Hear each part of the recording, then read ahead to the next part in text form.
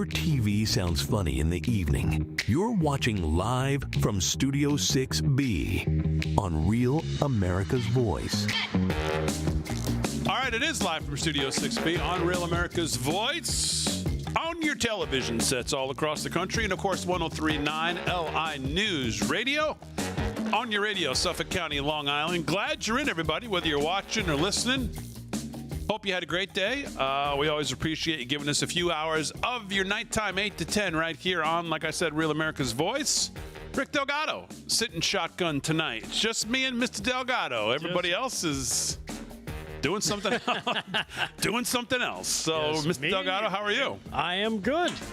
How was your day? My day was good. It was jam-packed with better than stuff. Slicks, I'll tell you that. Much better than Slicks. Oh my goodness. I was so happy when I saw that, because remembering what he was talking about, he was talking smack about this whole thing with Micah Parsons. Yeah. He's going to be playing. They ain't going to trade him. He's going to be on the field. Jerry holds all the cards. I said, okay. In a sense, Jerry does hold all the cards. Well, here's the thing that Slick needs to realize. We have no idea where Slick is, by the way. He's supposed to be here tonight. And after the trade, we tried to get a hold of him, and no one's been able to hear from him. So we hope he's going to show up during the show. But given what happened in Dallas today, we think that we may have to send a rescue crew out to try to find him. So we'll hope that we see him before the end of the show. But right now he's not here. We just have a shot of an empty seat. So, there's Slick. Slick, nice to see you. I'm sorry about your team sucking. Here's the thing, though, that Slick's got to remember. They were a really not good defense with Micah Parsons. They were winning nothing. They haven't competed for a Super Bowl with him. They're certainly not going to compete for one without him. So you take the 2 first-rounders and you get a pretty good interior defensive player from Green Bay and trade him. But the reason Jerry sucks and the family sucks is you should have done this before the trade, before the draft. So the teams could have looked at their cap. You would have gotten way more for them. Yeah, probably. And Green Bay's going to have cap problems going forward, so they're in a position where they have to win now. But yeah, Slick was talking a lot of trash about how this wasn't going to happen. He was going to be on no uniform and he was going to play. And I think I said to him yesterday, you're right. He may be on the field. It's just going to be in a different uniform. And he didn't think that was going to happen either. No. He said that Jerry controlled Micah for the next 3 seasons, right? Yes. Yeah. He was in the catbird seat, I think, were his exact words. Jerry was. Yep. He holds all the cards. Yeah. And Jerry said, Slickster, I left the strip club and said, get this guy out of here. And he's out. So. Yeah, I hope Slick is going to be okay. I hope so, too. I hope he shows up to do sports here. I don't know. We'll see. We'll see what happens. We'll keep showing his spot. And one of these times, maybe he'll be in the picture. But 0 for 2. So nothing yet. Nope. All right. That is the big news in sports today. Obviously, that trade, just an earth-shatterer. Because I guess there were some people who thought it was a... I heard talk about this 2 days ago, and then people who thought, like Slick, it's his team. You'd think he would know, but no. That this was never going to happen. So... Right. Well, speaking of sports, I went to your Twitter page. Oh, you did? I did. Oh, thank you. And I saw some of your... Was this your first time there? Did you take this video? Yes. So this is video from the... from the Painted... The Pink Pony Strip Club. The Pink Pony... the Painted Pony Rodeo. Damn. Yeah. Look at this. This is Bronco busting. I had third-row seats, man. Well, third of how many rows? 4? I don't know, about 3, 25. Oh, 20, really? Yeah. Okay. It's a nice setup they got up there. Oh, look at that. Yeah. Painted Pony Championship Rodeo. Look at that. How much skill do you have to do that? Lake Luzerne, New York. That is crazy. And you hear the little tone. That means he lasted the 8 seconds. Yeah. I also got one of the bull riding, the only qualifying ride. Now, when they say qualifying, you have to get to the 8 seconds to qualify. And this was the only guy to do it out of like 15 bulls. Look at that. Look at that animal. That is 3,000 pounds of hamburger throwing you off. Saying, get off me now. Yep. These guys are so good. Oh, that's why I love the rodeo, man. Yeah. Old Joe Beaver and some of these old 2-time, 3-time, 4-time national champs. Yep. They're the best. But look, you can go to even a place like this, little place uptown. I mean, it's just great entertainment. Yeah, it was about, I want to say the entire show was, the entire rodeo was about 2.5 hours. Old Glory there. It's all American all the way. Come on. Yep. They had the barrel. Do you have the barrel racing one there? Man, the women can ride like crazy. I only see those two. Check under replies, because for some reason it ended up there. But anyhow, they even had a 9-year-old girl doing the barrel racing. And really? It was amazing to watch her try to control this. Basically she's trying to control chaos with a saddle on it. Here she comes flying out of the chute here, yeah. This is one of the barrel racing ladies, cowgirls.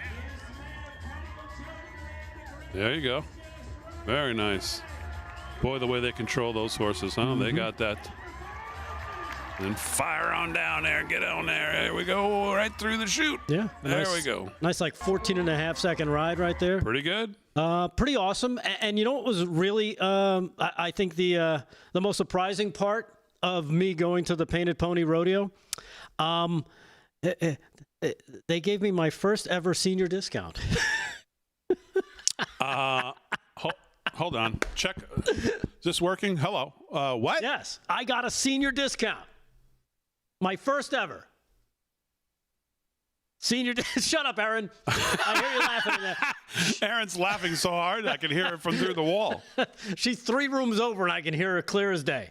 It was my first ever senior. I walk up and they're like, and it's, it's the price is the price. And then it's like, 55 and over, you pay this much less. I'm like, my goodness, I'm over 55.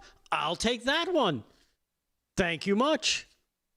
I'm sitting here thinking, I thought I was I knew Slick was older than me, but I thought I was the elder statesman of this show. I'm the youngest of the show? You could be. Oh, yeah, Mama, come on. Yeah. Wow. I got my first senior discount. It was amazing. Have you looked at any 55 and over places yet? Yes, I have. After I got that, I'm like, I got to start looking. Okay. Did you join AMAC yet? Not yet. Okay, well, it's I probably should. Time to do that. Throw that AARP crap you get in the mail right in the garbage. I don't even get that anymore. I think they took the hint. They don't bother me anymore. Have you gotten any Hair Club for Men stuff in the... no, I have not. You start getting that around 55, too. Nope. I've already gotten that stuff. Have you? But obviously you don't need it. I don't need it. It just grows so fast, I can't get rid of it fast enough. So I don't need that. But, wow, I didn't know that. Yeah. I got my first senior discount. Oh, my God, what happened in my life? Oh, it's fine, Delgado. Damon, get off Delgado's lawn. Exactly. I want to say hello to all of our friends in the chat. Facebook, YouTube, Rumble, X, wherever you're watching. That's a great line. Where's KDJ? Well, KDJ usually is not a Thursday night participant. It's usually Vinnie Mac tonight, but Vin has decided to return to New York. And there was just no way Vin was going to make it here because he spent, 11 days on the beach in West Palm Beach, and he had to decompress. He couldn't make it to the show tonight because he's even older than all of us. Yeah, I mean Vin. I think he's 81 now. So yeah, I think he's what you would call geriatric. Yeah. He needs to really He's got to wind down. And plus tomorrow night, of course, we're at the America First Warehouse, which is always a great time. Mm-hmm. So Vin's got to, think about what he wants to try to attempt to bang out on the piano. I don't say play the piano. You notice I don't say play. I say bang because that's what he does. So yes, we'll see if he can get past the first 4 bars of Easy Like Sunday Morning. Probably not. So before he nods off to sleep. Damon, you are just a young whippersnapper. That's what I'm learning here tonight. Yeah. In a moment here, I'm actually having a real moment because for some reason I thought Delgado, he was younger than me. You know what? I feel younger than you. He doesn't look it, so I don't know why I thought that. I feel younger than you. You feel younger than me? Of course. You're always complaining about something hurting. I can't remember anything. If anybody's yelling, get off my lawn, it's you. Yeah. Well, I do have, whatever. Let's not talk about me. Let's focus on you again. Okay, so. yeah. So we're at the America First Warehouse tomorrow night, 8 p.m., and I believe the whole crew will be there. Kevin Downey Jr., host of the Kevin Downey Jr. Show, will be there as well. We're going to be interviewing all the great Patriots that come. If you're on listening to us on 103.9 LI News, I mean, you just gotta come down to the America First Warehouse on a Friday night because it's so much fun. We have a great time. We love doing the show. Love being there in between the commercial breaks is great. We get to talk to people. Then Kevin gets to interview people, and I mean, it's just great. So. If you're hearing my voice on LI News Radio, come on down to the America First Warehouse in Ronkonkoma tomorrow night. It's absolutely free. Just show up at the door, give your name, and you're in. So, and the audience has been consistently great at the warehouse. Yeah. It's almost like they get better each and every week. Yeah, and a lot of you have traveled, and I can't tell you how much I appreciate those of you who have traveled. Some of you have, bringing, I don't know. It's just unbelievable. Coming in your RVs and bringing stuff and baking and just it's just unbelievable. Yeah, from all states. I mean, last 2 weeks ago, because we skipped last week because everybody, we had vacations and stuff, and Damon, you took your son to college. Yes. 2 weeks ago, we had people up from Baltimore. We had some people from Pennsylvania. We had some people from Jersey. We had, I think, Massachusetts or Connecticut came down as well. So, I mean, and Florida. All over, yeah. So... Keep it up, and if you are, especially because this time of year, people take their last vacations before the fall comes. And if you're going to be in this area, kids go back to school Tuesday. Yeah, if you're going to be in this area, stop by. We'd love to have you. Yeah, Apple Crown 72 says they bought their Powerball tickets, so they're ready for Saturday's drawing. Now there was a drawing last night. Did you realize that? No, I did not. There was one last night. Is that the one you bought tickets for? No, mine are. I checked because when I saw it, I said, "Ooh, maybe I don't have to go to work today." And then I looked in my winners thing, and I had no winners. And you said, "Got to go to work." And then I went and looked at my tickets, and they're all for the drawing on August 30th, which is Saturday night. So this could be my last Friday at the America First Warehouse. So I just want to put that out there. Nah, not the rest of the guys, because they'll be working, right. Even if I do win. He's not taking care of us. No. No. Aaron and Fran, yes. But you, Slick and Paul. Well, Paul, yes. Why Paul and not us? At the very least, I would think a trip to the Sphere would be finally in order. It's a good point. Mr. I lost the bet. Let me think about that, and I'll get back to it at 10:01. All right, live from Studio 6B. We'll get into the news of the day. I don't know what it is, but we'll get into whatever it is when we get back right after this.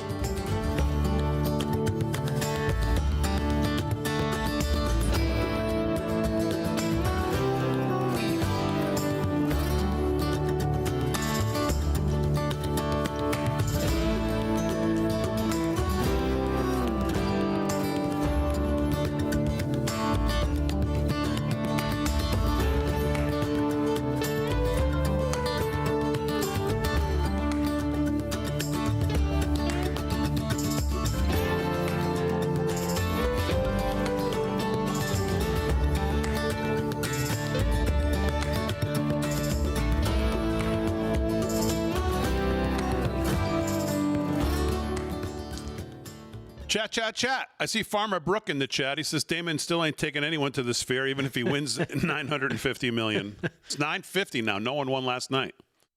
Well, it's going to be more than that by tomorrow, definitely. So no, I'm not taking these two schleps to the Sphere if I do win. I will be going to Vegas though if I do win, and I will be taking some people. Just nobody. Just Harry, do you want to go if I win? Why would you take Harry? $950 million. It's Powerball. Well, Harry? what do you need for gambling money if you go to Vegas? What, about $8?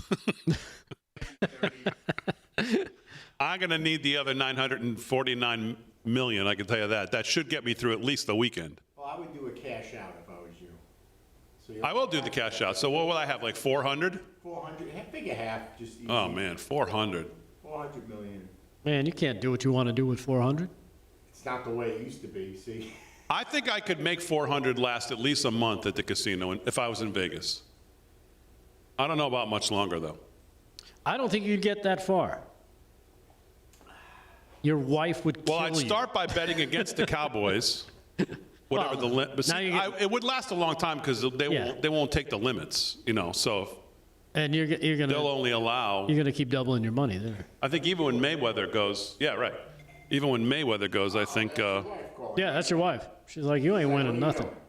Huh? That's your wife calling. No, that was Raj. Oh. He's going to Vegas with us too. All right. Let's all Who the hell is Raj? Between me and him, there's going to be no money left. We'll just charter a plane. I mean, let's be real. Huh? $450 million. We'll charter a plane. Yeah, we'll take we'll get on the G6 and go. Well, I was thinking taking more people. Maybe we just charter a 737 and we go. Well, how many people are we bringing? I don't know. There's a lot of. We could fit 120 comfortably and take a lot of people. 120? I don't even know 120 people. He's not even taking me and Slick. Yeah. Okay, so back to the G6. All right.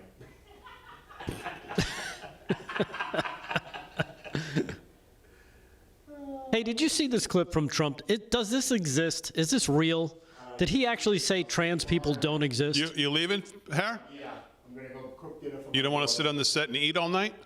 Yeah, you could eat here. Come back and bring my pork chops, and I'll sit here and eat pork chops and applesauce. Yeah, Okay. as long as you sweep up during the show. Promise tomorrow I'll eat the pizza rolls. Oh, good.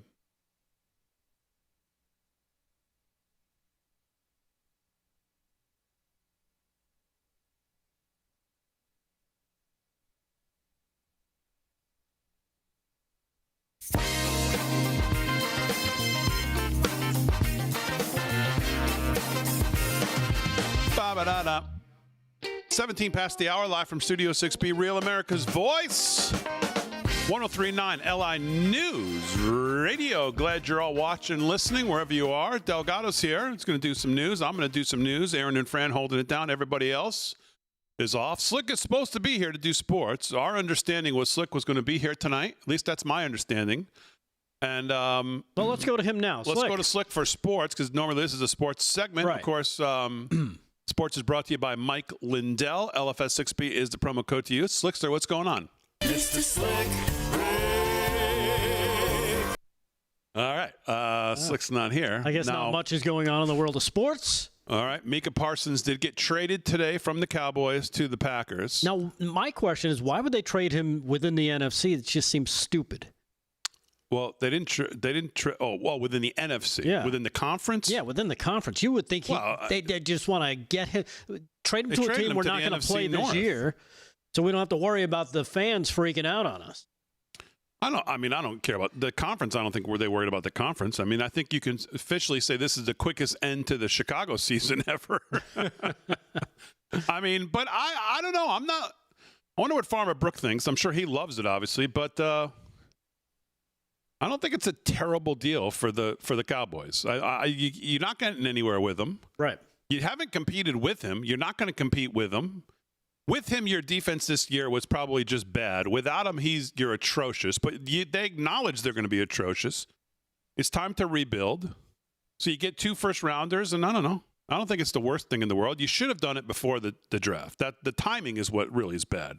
And when you would have gotten so much more. Right. And when you think of when are the first rounders, do we know if it's going to be next season, like one next year and one the year after that? Definitely next year is one of them. Okay. So they may get the 8th. Depending how bad they are this year, they could get top 8, top 6, top 8 pick, whatever it is. Yeah, they might have a chance at a very good quarterback. You got that Nussmeier kid coming out of LSU, who the Jets, I guess, kind of like.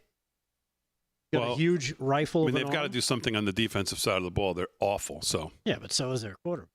All right, 19 past the hour. So you were saying something before we went to break about President Trump and what clip and is what real? There is a clip that I've seen a couple times. I haven't been able to authenticate it. That's why I didn't send it to Aaron, where he calls. When's that ever stopped you? Shut up. Where he says trans people don't exist. He says you could tape a stick to a horse's head. That doesn't make him a unicorn. I don't know if this is real. I haven't seen it. It seems real. It looks real, but AI is so good these days, I'm just not sure. And where did he say this supposedly? At the White House. I think I never saw him in front of a camera today, but I mean, I could have missed it. Maybe. I'm sure the audience is going to know. Because I think it's a response, of course, to the shooting that happened yesterday in Minneapolis. I'm going to say it's absolutely fake because I haven't seen one thing about it. Okay. And I don't think it could possibly make that kind of statement without it being all over. Right. So I'm gonna call Ixnay on the Xnay there on that one. I'm gonna call shenanigans on it. Yeah. So what's the what's the update from this horrendous other than the media and Jake Tapper and such still being more worried about if we're misgendering this satanic lunatic, which is just, I mean, I hear Jake Tapper in this clip today. He's going on for like a minute. Yeah. Telling this guy trying to, there is some things. He was Robert. Now there's some, he really wants to make sure that, who cares? Yeah, I have the clip if you want to see it. Yeah. Because it's enough to make your head spin. Cut number 4. Here is, as Damon mentioned, CNN's own Jake Tapper going out of his way to use the proper pronouns for the killer of those 2 kids and who also wounded 17 others at that Catholic school. I think the proper pronouns are tranny and killer, but you be the judge. Cut number 4. Check it out. Another piece of the puzzle as to who the shooter was. The Minneapolis Star Tribune says, according to court records, because there's been some confusion about what the shooter's name was. Yes. Robin Westman's mother applied to change her child's name in 2019. It was at one point Robert Paul Westman. Correct. But since she identifies as a female and wants her name to reflect that identification, was underage, it's now Robin Westman. Thank you so much for the clarification. Like any of us, got to be careful not to curse. I mean, what is that? Like, what is that? You got to take 45 seconds to go that in deep to make sure that everybody knows exactly what this clown needed to be called at this point?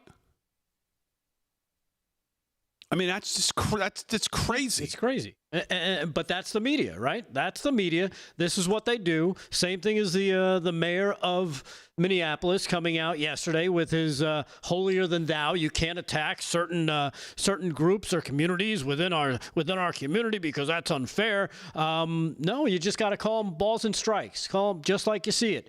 If you see a propensity for people of a certain type to commit murder, you have to point it out, and that's exactly what we're doing. Sorry if Mayor Jacob Fry or Jake Tapper have a problem with that. Those are facts. We've already given leeway to the media for way more than we should have for them to determine or tell us what facts are. We see it now for ourselves. We can make that call our own self, and we can post it, and we can talk about it, and we don't have to take what they give us because theirs is a narrative, ours are truth. Facts don't lie, liberals do. So. And again, as I said yesterday, this whole cult of transgenderism mafia is all about control. It's not about acceptance.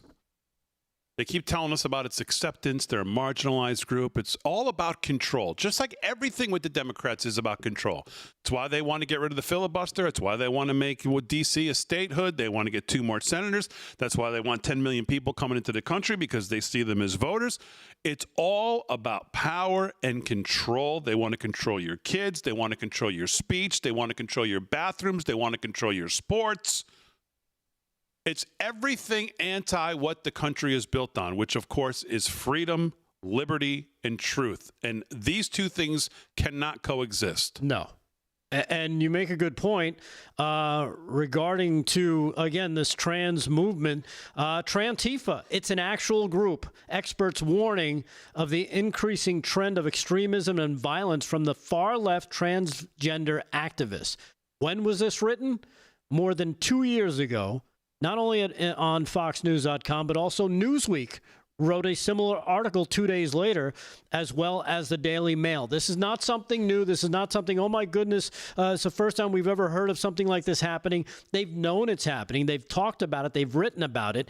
They just don't like to acknowledge it. They don't want the regular people to know about it because then the regular people like with everything else, will start to get hip to the jive, so to speak, and know that they are being lied to and know that this is a problem.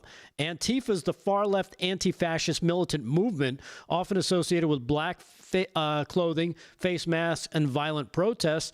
And a new term, Trantifa, has been coined on social media to highlight the strong transgender presence within the anarchist outfit, according to the Daily Mail, which used the definition of far-left transgender activists willing to intimidate, harass, and even use violence to advance their radical ideas about gender. And that's all this is, an advancement of radical ideas regarding gender. New York Post today.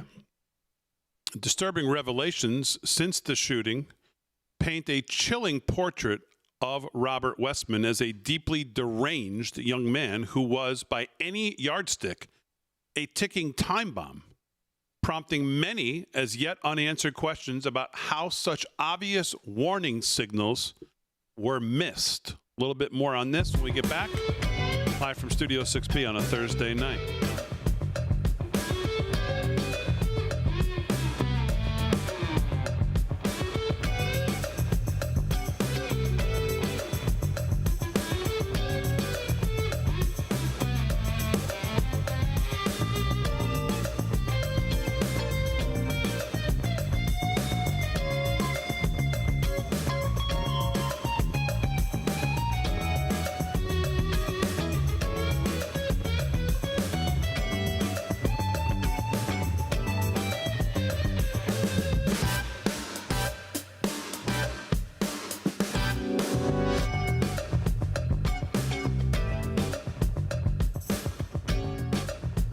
Keep this playing, friend. I love this. This is like, I think I finally figured out what key it's in after that whole.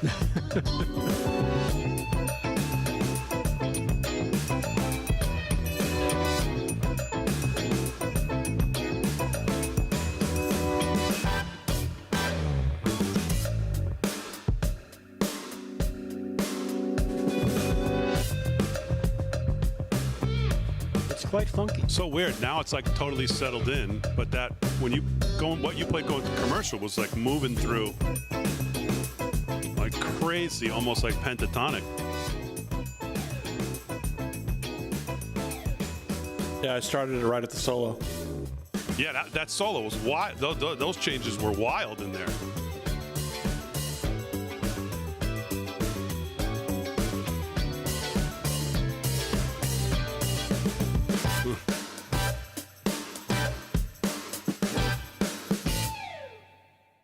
I like that.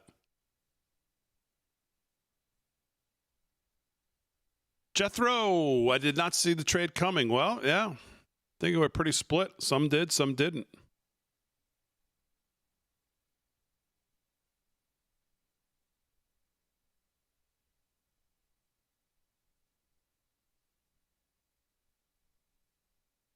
Bum, bum, bum, bum, bum, bum, bum.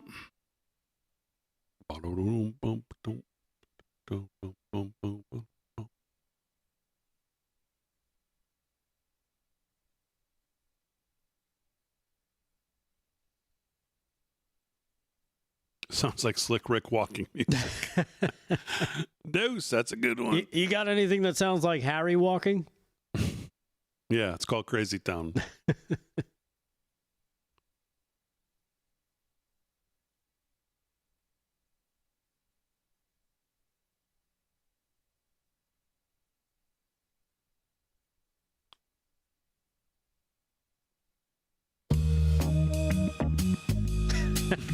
That's Harry. Hey, how you doing there? Come on now. Would you like to be on TV? Let me show you my new camera. Take a look at this hair on my chest.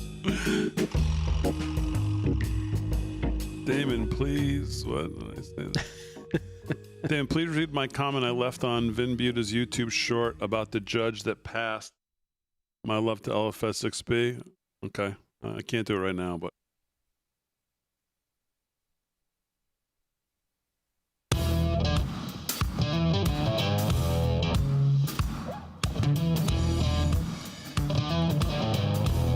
30 minutes past the hour, live from Studio 6B on a Thursday night. Rick Delgado hanging out. Everybody else is off. Actually, Slick is supposed to be here. Let's check in on sports. Maybe we can get a couple scores. Sports is brought to you by our friend Mike Lindell, LFS 6B. Of course, the big news in sports today is surrounding Slick's Dallas Cowboys team. Let's see how he feels about it. Slick, how do you feel about the trade? All right, 30 minutes past the hour. Slick's still not here. Yeah. At some point, I think we're going to have to send out the, I don't know. Yeah, he seems a little taken aback by that. Yeah, I think this trade is, stunning. I think he's, I think he's broken on this team now. Yeah. This is the lives and dies with Cowboys. I do have a little bit of sports if you want to hear it. No. Okay, cool. Back to the New York Post. Westman, 23, had a sick fascination with school shootings, we now know. And Adolf Hitler, from an early age, bounced between high schools as a teen while harboring suicidal feelings and saying he believed life is pain, quote unquote. In his sprawling, crazed manifesto scheduled to post on YouTube at the time of the killings, Westman voiced a lifelong admiration for mass murderers. That's nice. Particularly Adam Lanza, perpetrator of the 2012 Sandy Hook Elementary School shooting. Sandy Hook was my favorite, I think, he says. Exposure of school shootings, he wrote, of the worst elementary school shooting in U.S. history, which happened when he was in 4th grade. The deceased killer's affinity for death continued into his adolescence, where he was known to terrify classmates by walking around saying, quote, "Praise Hitler." Former classmate Josefina Sanchez told a local outlet KTSP, saying she's still tormented by how erratic and off he was when they were briefly friends in 7th grade at middle school in St. Paul. In an apparent suicide note addressed to my friends and family, the transgender described himself as corrupted by this world and admitted he has, quote, learned to hate what life is. Life is love. Life is pain. The rambling scrawl read in part, I am not well. I am not right. I am a sad person, haunted by these thoughts that do not go away. I know this is wrong, but I can't seem to stop myself. I am severely depressed and have been suicidal for years. And you're telling me that this guy lived at home and his parents didn't notice maybe Junior could be a little bit off? Well, I'm sure the mother has been cooperating today with law enforcement to give them as much information as she possibly can, since she was the one who went to get the name changed at 17. So she was deeply involved with this. Who knows what she knows about what they did to this kid. What has she said today? I haven't seen much of anything from the parents. Yes, you're absolutely right. You win the award. You know why? Because she's on the run, seemingly. The reports. She cannot be found. And you have to wonder why that might be. Yeah. And as we said yesterday, does the blame stop with the shooter when a 17-year-old is getting aided and abetted in this crazy mental illness by their parents? And that kind of chaos then turns into murder of children, bullets flying, 115 shots, whatever it was I saw today that he shot. Yeah. Does the blame stop where the shooter's dead? I don't think so. No. My last understanding is this woman cannot be found. I haven't seen anything about her. I haven't seen her interviewed. I haven't seen am I right about that? I don't know. We'll find out. I will tell you this. It's amazing how much we know about her, and we know basically nothing about the father, James Westman. Because we know that she worked at the Annunciation Catholic School in Minneapolis. We know that she retired from there. We know that she's age 65. She worked there until her retirement in 2021. According to her Facebook post from the church, she was praised for her wonderful hospitality and 5 years of service. This connection to the school is particularly jarring, of course, because that's where the shooting occurred. They honored her. And police have clarified that there's no evidence suggesting Mary Grace had any prior knowledge of the attack. Well, how could they have any evidence yet? They haven't. It's not even 24 hours. In fact, she was reported to have been in tears, quote unquote, Damon, when contacted by a reporter the day of the shooting. But they stating that she did not know whether her child was involved.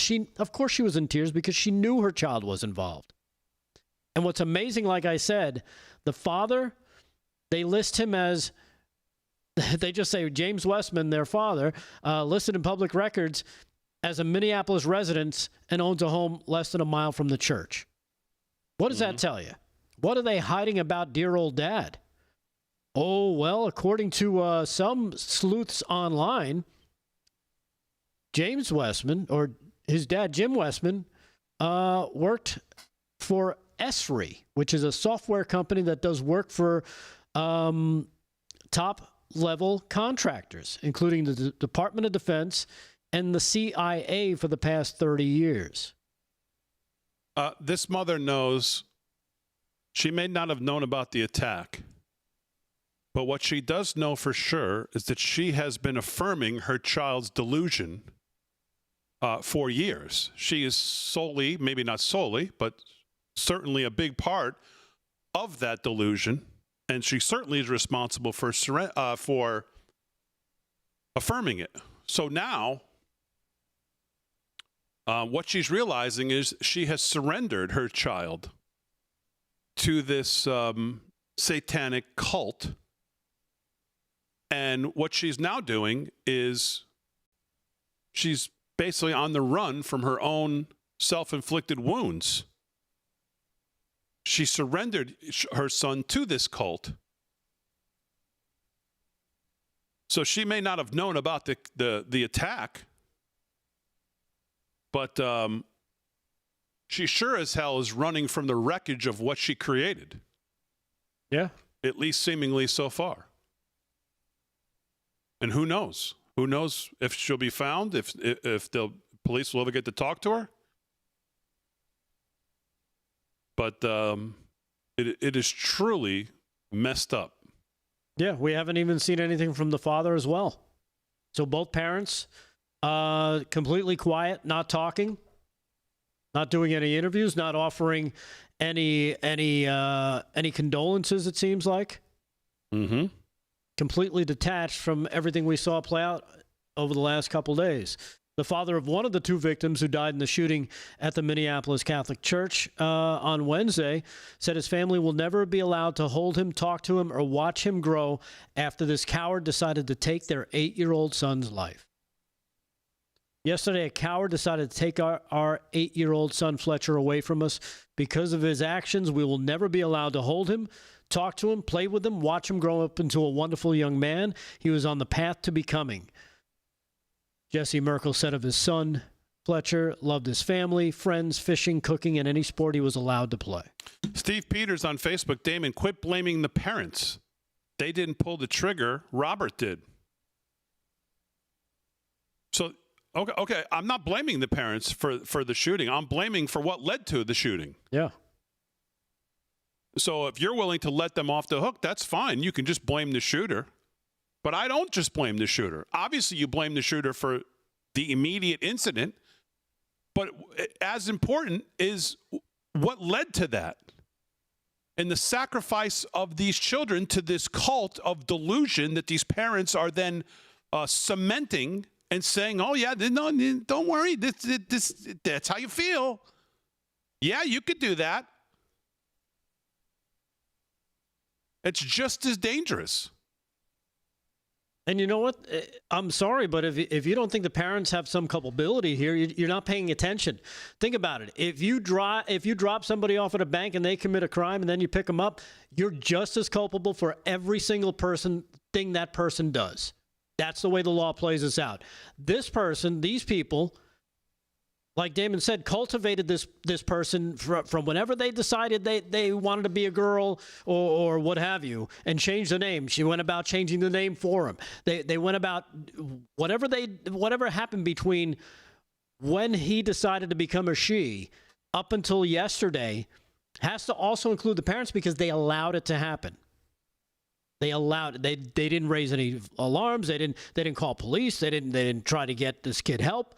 They encouraged it. They basically drove him to the bank so he could murder people. They're the getaway drivers. And now she's trying to get away. 100%. 40 minutes past the hour, live from Studio 6B. What else is going on in the news, Delgado? Well, a lot is going on in the news, Damon. Believe it or not, we've got Lisa Cook still trying to defy President Trump on being fired, though, like you said yesterday, she is not actually. She did say something today, right? Well, she had her lawyer release a statement, but said it was a clerical error. Yeah.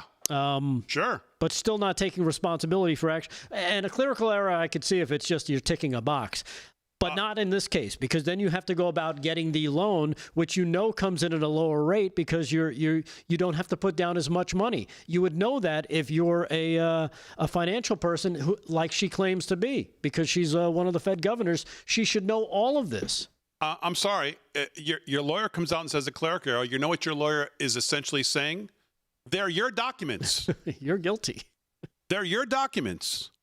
You have not said, I have not heard her say, these are not my documents. A clerical error is not a way to explain this away. A clerical error says, they're your documents, which means, and who are these people to think they could just defy the chief executive of the country? Anybody else that gets fired, they clean their desk and they leave. What is different about these people? They're entitled. They're DEI. They don't think they should get fired because, I'm special. They think they're special. According to this, while it's still uncertain whether President Trump's dismissal of the Federal Reserve Governor Lisa Cook, who's preparing her legal challenge, will succeed, her potential departure gives him another chance to install a nominee more attuned to his monetary policies, as well he should. Obviously, these people think they're above the law. They think it doesn't apply to them. And like I said, I heard one of the financial guys on, I believe it was Fox Business talking about this, one of the attorneys saying, look, when you apply for a loan for a primary residence, you have to put down, you get to put down less, 3 to 5%, as opposed to a secondary home, which you knew one of these were, where you're required to put down up to 20%. So it's not a clerical error, as as her lawyer tries to say. I did see something where her case went to some liberal Biden-appointed judge, and I thought to myself, well, that's the reason that they're so damn arrogant, and they won't just leave. Because in D.C., they know their chance of getting a Biden-appointed, Obama-appointed liberal judge who's not even going to look at the actual merits of the case and side with them is about 99%.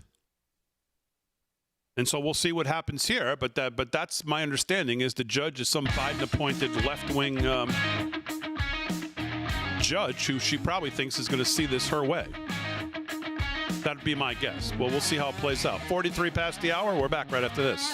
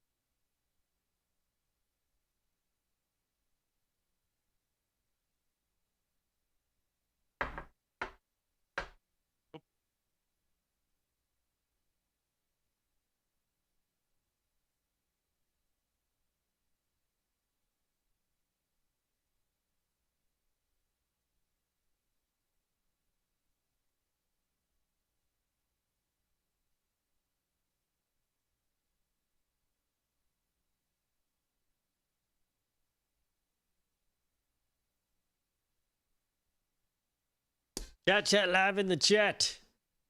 What do we got going on? Slick probably needs calming. I think I may have heard Slick just walk in, but I don't know. We'll see when we get back from commercial.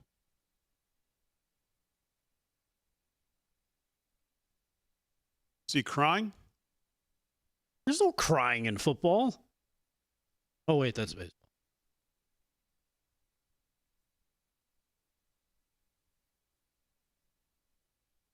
Done laugh at McGroin in the Rumble chat.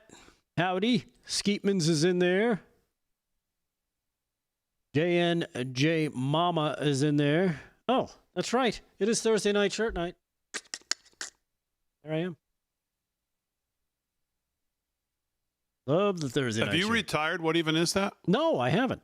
It's just we've been, things have been, you guys were all out last week. It was a crazy week. And then, like I said, for a few weeks there, the thing was broken. But no, what? Sherry Merrill says, live from Studio 6B, Damon, he said last night he wouldn't be here tonight. Who's she talking about? I don't know. I have no idea. I think she was talking about Paul.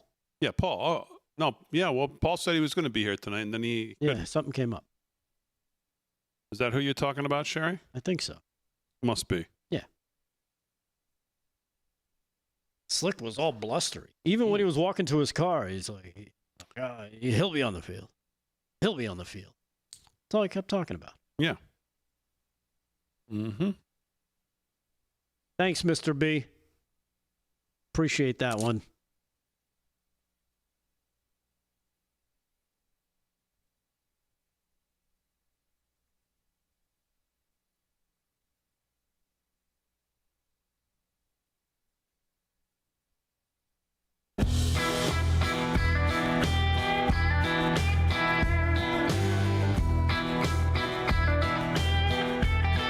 All right, 13 to the hour, live from Studio 6B on a Thursday night. Real America's Voice on your television, 103.9 LI News Radio, Suffolk County, Long Island on your radio. Glad you're in. 8 to 10 weeknights. And, of course, tomorrow night, we'll wrap up the week at the America First Warehouse as we are on Friday nights. And we absolutely love being there. Joe LeBox and his whole crew, always so welcoming.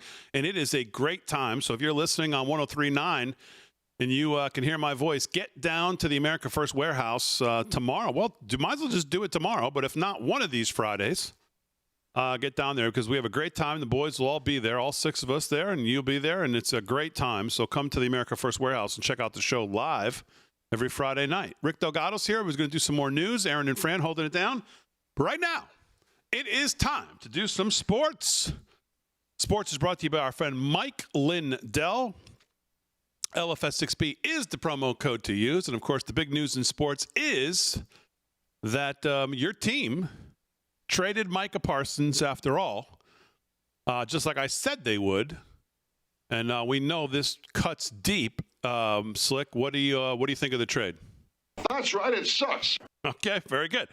All right, there you go. Sports is brought to you by Mike Lindell. Slick is still not here. We have no idea where he is. We're starting to get a little worried that this trade may have affected him in a way that he can't recover. So I don't know.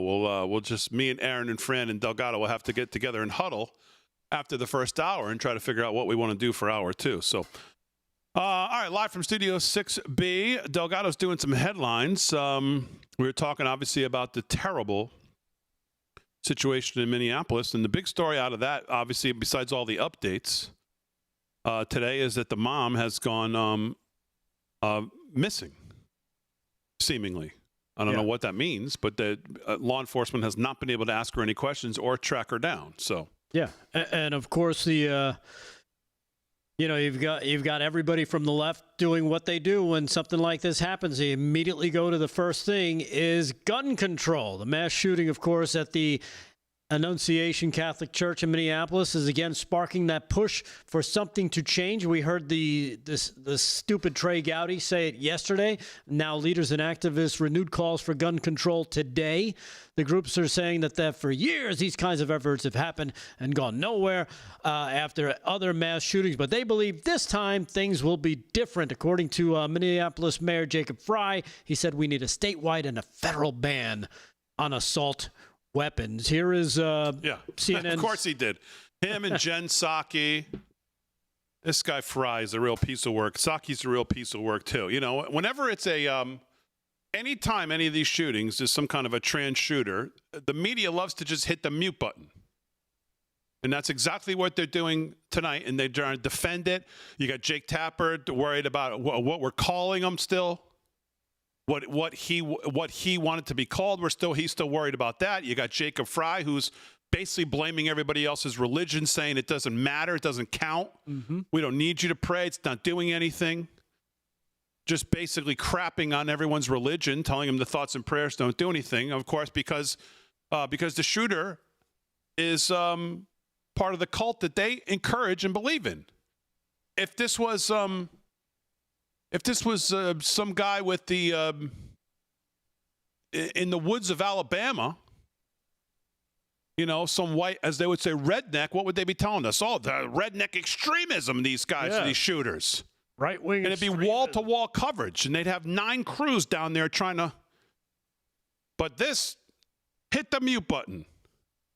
Yeah, exactly. And they'd be calling him every name in the book, and they'd say, these people are the problem. Selective outrage from the media is the thing they are the best at. Selective outrage. And that's what you continue to see. Yeah. On CNN, here is Scott Jennings, one of our favorites, facing off with Dr. Jeff Gardere on the Minneapolis shooter. Little interesting side note, Dr. Jeff and I actually know each other fairly well. We used to work with each other back on Hot 97. Who's this? Dr. Jeff Gardere, who tries to make this about about the guns. And Scott Jennings, and not only Dr. Jeff, but also the other panelists here on CNN try to go, well, he had access to guns, Everybody has access to guns. As a matter of fact, RFK has a great clip I'll play for you as well. Here is Scott Jennings, cut number 5. Check this out. Well, I think the first question you have to ask is, why did it happen? I don't think it happened because of guns. I think it happened because somebody who was clearly suffering from severe mental illness had access to weapons that would allow them to carry out a terrible shooting. And the mental illness was encouraged. But Scott, what about people who don't have mental illness? I don't think we can tiptoe around this issue. And when you look at the messages that were written in some of the materials and on the weapons that we've seen, this person obviously was in a dark place. Obviously. And I want to know, obviously. I'm not sure the government is in that person's life enough to know, but his parents are. But what his about, family is. Scott, what about people who don't have mental illness? We have a huge gun violence issue here in the United States. We lead in gun violence. But the issue today is quite obviously mental illness. And yeah. If you take away the mental illness, the guns. Yeah. It's amazing. They run to that, what about the guns? What about the guns? You know what? Guns don't kill people. People kill people.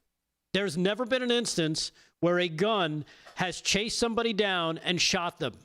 It's always been a person doing it, whether they use a gun, a bat, a knife, or their car. It's people that kill people. These people think they can control these people. Oh, if only the guns, these people would be great, upstanding citizens, don't you know? Yeah. Like I said, RFK has a great comment on gun ownership, especially in the light of what we just saw from CNN. Here is RFK on the study of medication, the influence on mass shootings, as well as guns itself. Cut number 6. Check this out. He's kind of mad. People have had guns in this country forever. When I was a kid, we had shooting clubs at our school. Kids, my classmates, other people would bring a .22 rifle with their guns to school and park it in the parking lot. Nobody was shooting. So there's never been a time in America, in the history of humanity, and people walked into a crowd, into a church or a movie theater or a school or a crowd of strangers and just started randomly shooting. It's happening in our country. It's not happening around the world. And there are many other countries that have comparable levels of guns that we have in this country. We had comparable levels in the 40s, 50s, and 60s, and people weren't doing that. Something changed, and it dramatically changed human behavior. And one of the culprits we need to examine is whether the fact that we are the most over-medicated nation in the world, and that a lot of those are psychiatric drugs that have black box warnings on them, that warn of suicidal and homicidal ideation. So we are doing those studies right now for the first time, and we will have an answer. Yeah. Yeah. He makes a great point because, believe it or not, gun clubs were huge in New York City, too. I remember, hearing from people a few years ago when we talked about this.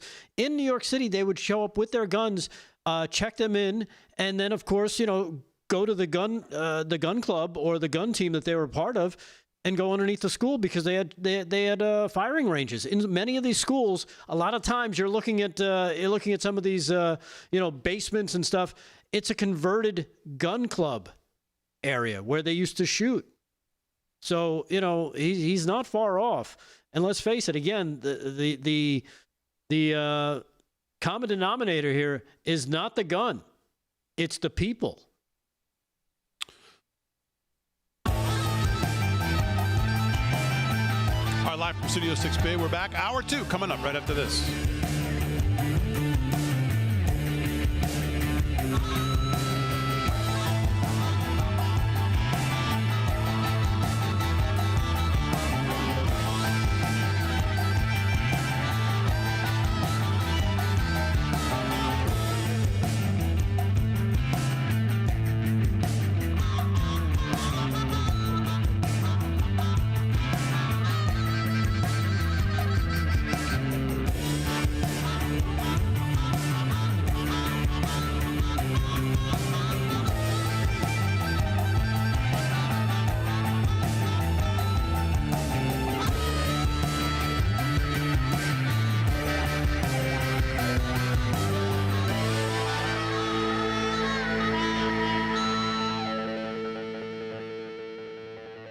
Chat live in the chat.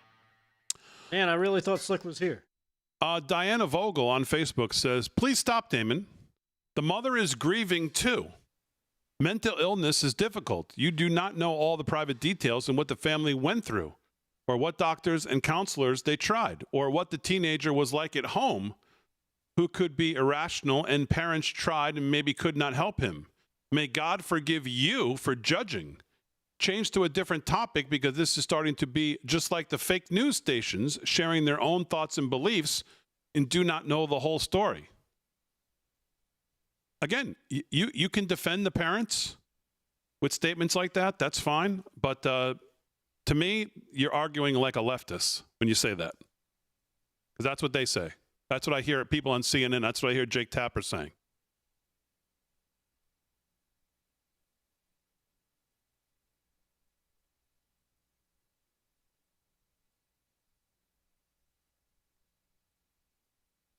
Yeah, exactly. I smell a liberal. Yeah. And hey, if that's your opinion, great. You're allowed to have it. Yep. But you can't tell us how we should approach this because we're entitled to our opinion.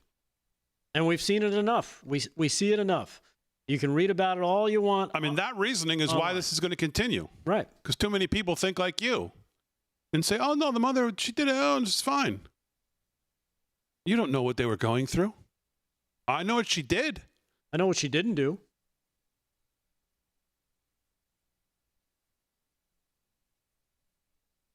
Crazy.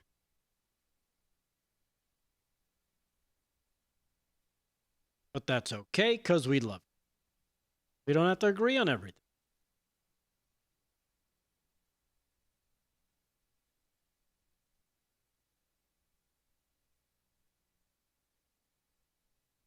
Wow, John Roberts is hospital.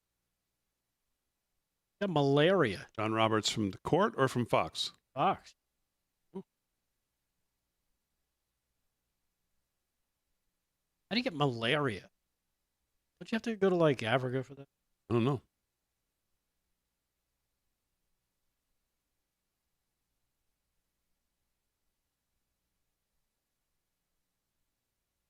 Conserve my energy on X. 6B control. Why is sound levels different in left to right?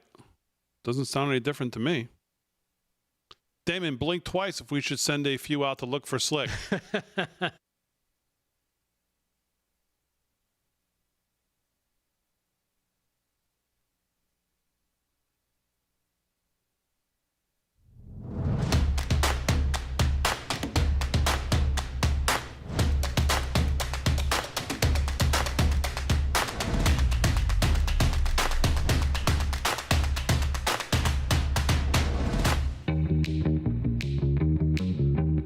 Here's the deal. If your TV sounds funny in the evening, you're watching live from Studio 6B.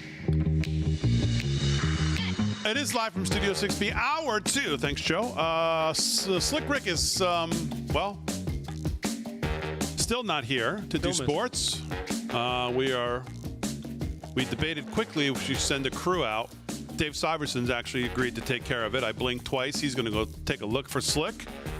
The Cowboys traded, of course, their best player, Micah Parsons, today, basically saying, we're going to suck so bad, it's time to rebuild. Let's just get rid of Micah and get what we can for him at this point, which was 2 first-rounders and a pretty good defensive interior lineman from the Packers. Packers, of course, get Micah Parsons. Cowboys could have got a lot more from him if they did this before the draft, where teams could have weighed the cap and seen what they could have did. But the Packers made the move. They're going to have some cap problems going forward with the Jordan Love contract and now this. So they're really built now to win. This is it.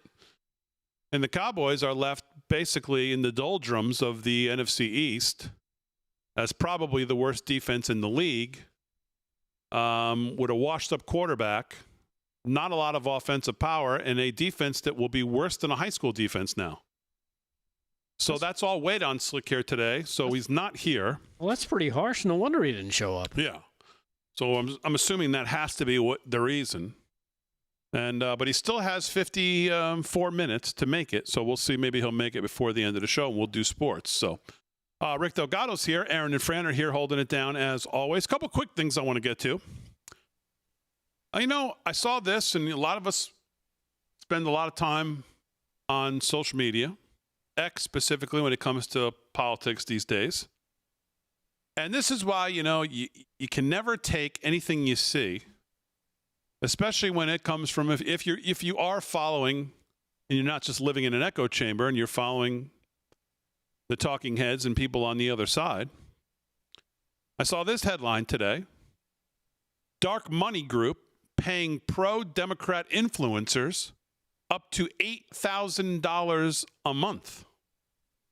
A secretive dark money group tied to the Democratic Party is paying online influencers up to $8,000 a month to disseminate left-leaning talking points, according to a new report.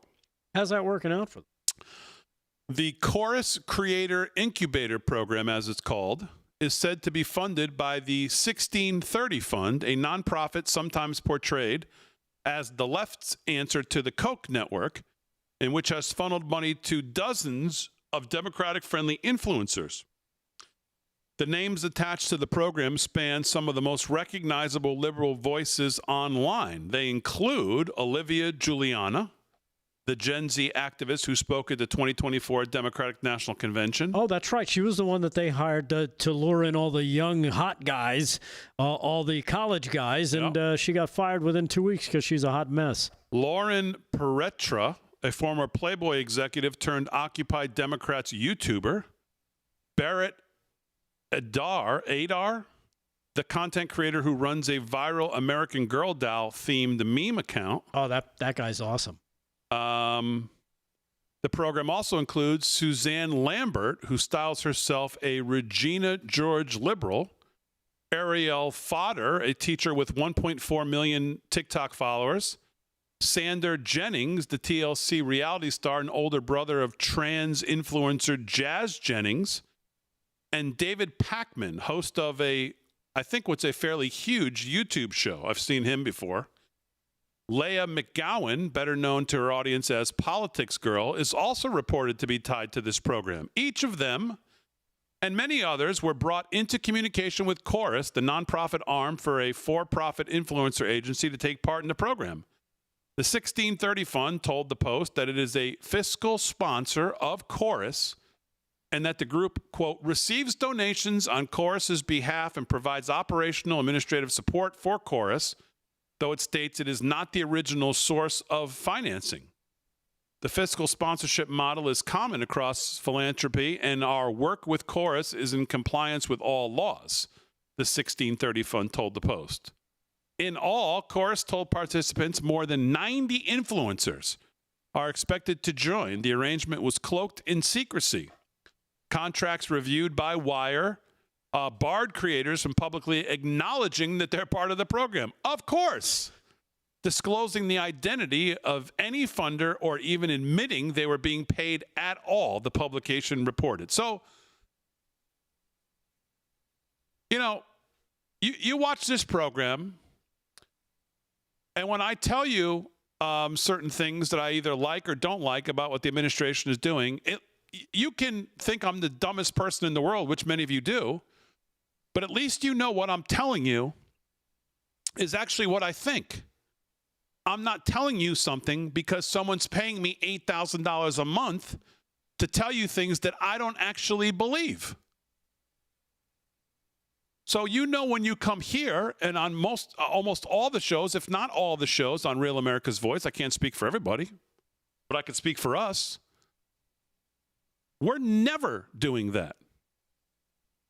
Because the whole point of the show and the whole point of why you come to our social media and see what we're tweeting and see what we're saying and see what we're doing here is because you actually want to know what we think as it relates to you and your life and the country and what's going on.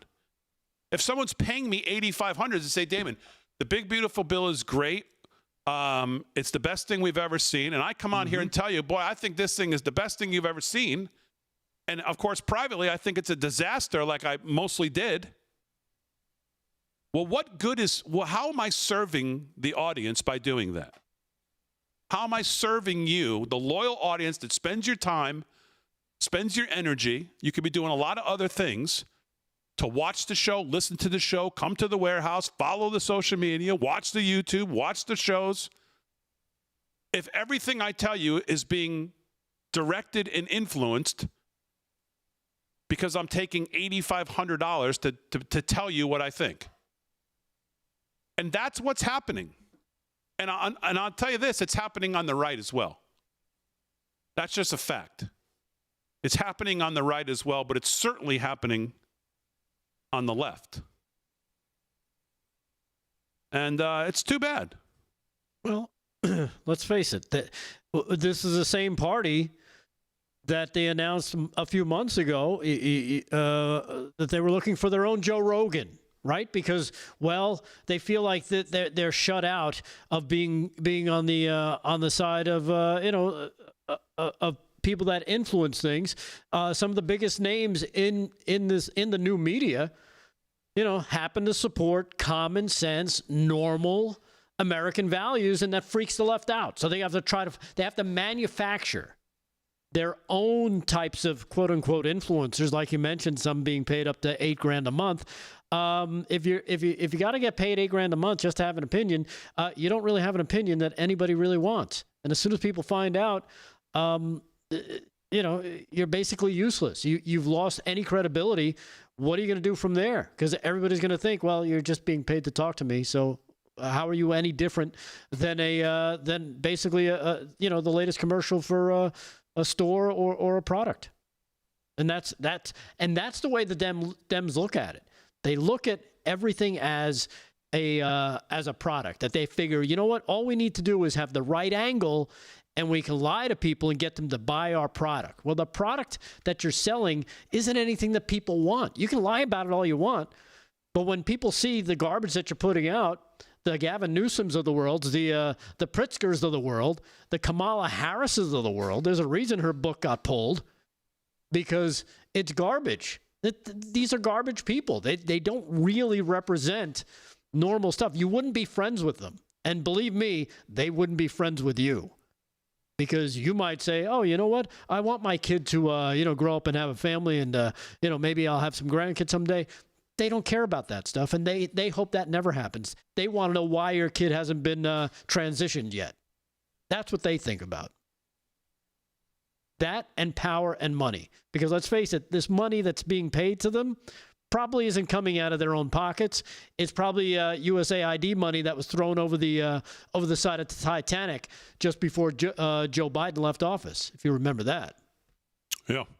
The other thing I wanted to quickly get to, because I didn't mention it yesterday, was the New York Times. Believe it or not, the New York Times reporting. Oh, did you realize that me and Paul were featured in it? Yes. Okay. The New York Times reporting on old John Bolton. Because all we've heard about John Bolton and the raid on his home by federal agents last week was that Trump is out for revenge. Trump is this. Trump is that. Trump, of course, like none of us have been here for the last 10 years. Trump is weaponizing the justice system, and it's unheard of in America that could ever happen.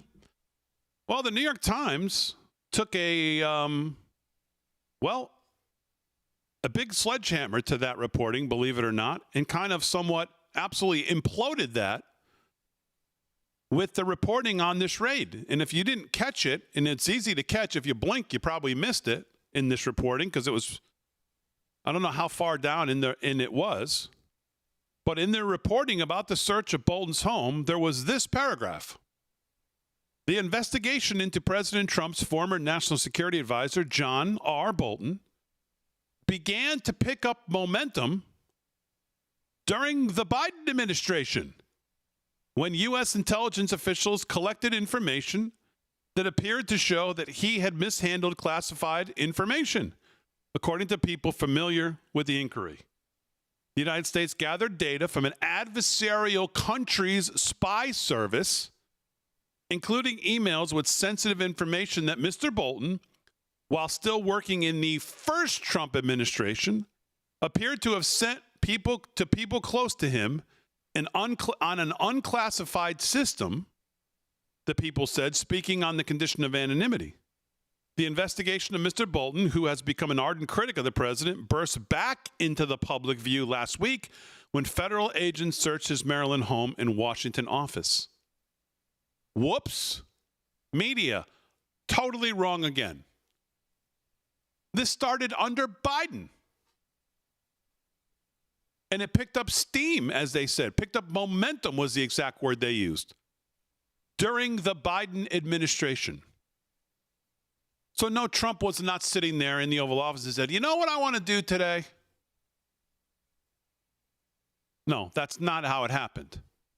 Yeah, and as usual, as soon as it got up to the higher ranks, guess what? They shut it down. Right? They shut it down. But, they shut it down in the first Trump administration. And then it picked back up during the Biden administration. Yeah, but even during the Biden administration, they shut it down again. Or else it would. Well, that may be, they may have again. Yeah, they may have again. And then obviously all of that finally led to this search with whatever they had put together and then put the brakes on or whatever it was. But Susan Glazer, the wife of New York Times chief White House correspondent Peter Baker, is the one who wrote the Bolton raid was retribution and revenge vibes were strong. And it's her own paper that pretty much put the kibosh on that yesterday, 2 days ago. All right, we're back on a Thursday night right after this.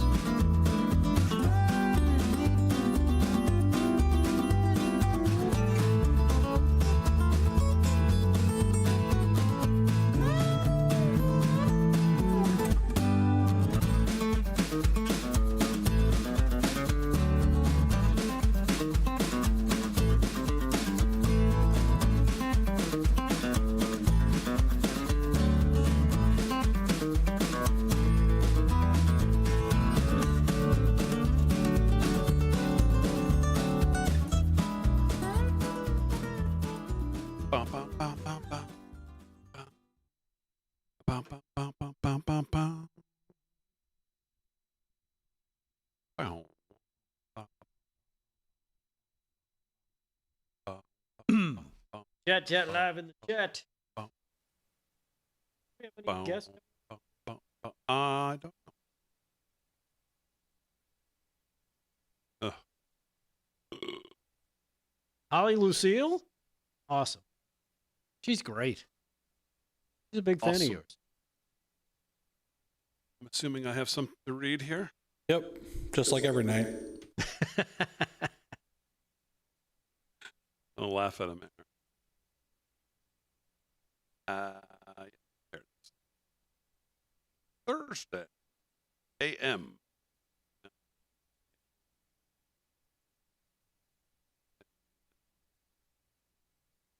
a.m.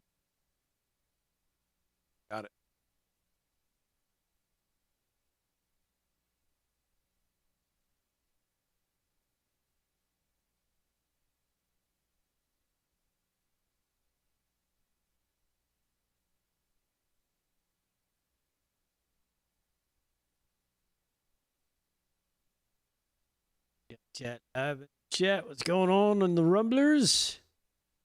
Too Naughty is in there. Jethro TXK. Drake 99. Hassan Fever. RD Bull Skeetsman. Brownie Bo. Doc's Gal is also in there. Ordinary Passenger. As well as Pablo Cruz 1. Wonder if that's the original Pablo. Patriot 1776 for life. Says there's parents charged with involuntary manslaughter in my state because their son shot up an Oxford high school. There you have it. Lady Lisa on X, hello?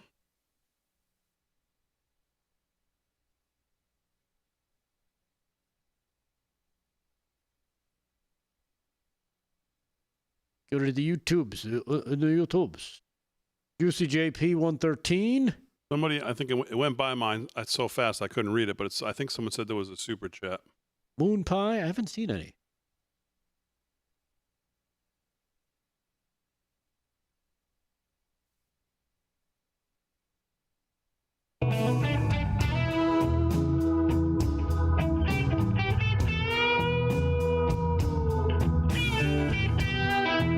Sound like the blues. Let me talk to you about our friends at AMAC. All right, folks, here's the deal. If you care about the country, and I know you do, and you want to do something that actually matters, and I know you do, well, here's what you do. You join AMAC, the Association of Mature American Citizens. AMAC is the conservative alternative to AARP. AMAC's fighting for common sense, pro-America policies and helping everyday patriots take a stand. Membership comes with great perks, exclusive discounts, powerful tools, and resources. And their fantastic AMAC magazine that tells the truth about what's really going on in the country. You can join for as little as $1.20 a month. $1.20 a month. What can you do for $1.20? I don't think you can even get a coffee for $1.20. $1.20 a month with a 5-year membership over to AMAC. Go to amac.us/Studio6B. amac.us/Studio6B and become part of something bigger. America needs you. Team up with AMAC today. amac.us/Studio6B. amac.us/Studio6B. And join a group that wants you to do something that actually matters, that is doing something right now that actually matters. And they're doing great work, and they're great people. So check out our friends at AMAC. amac.us/Studio6B. I wonder if they have any deals on rodeos. I'm sorry? Wonder if they have any deals on rodeos. You know, who has any deals on rodeos? AMAC. Like they tickets? Have all these, yeah, they have all these partners. Maybe they are partnered up with a rodeo. You know, I got my first senior discount at a rodeo. We've heard. Pretty awesome. Well, no, they're not like they're not Ticketmaster. There's no deals like that. Oh, they can't get you admission to things. Oh, but they can. I thought if you show up with your AMAC card, they might offer you another discount. No, you could try that at McDonald's. You might get a free coffee. All right. But I don't even know if you'll get that. All right. But just go to amac.us/Studio6B, and then you can, once you're signed up, take your card and go try whatever you want. Maybe it'll work, maybe it won't. It'll be awesome. But I know this, you're going to get great stuff that they control, great articles, great work. Whether you can get into the Pink Pony Club with Delgado and see Candy on stage 3, I don't know. But you can get a lot of great things. I know that. 19 past the hour. What the hell are we talking about? Live from Studio 6B. Let's do some sports. Time for sports. Sports is brought to you by Mike Lindell. LFS6B is the promo code to use. You want to shop at MyPillow or mystore.com. Slickster, your best player got traded today. Welcome to the show. How you feeling? They don't know what the they're doing. Okay, very good.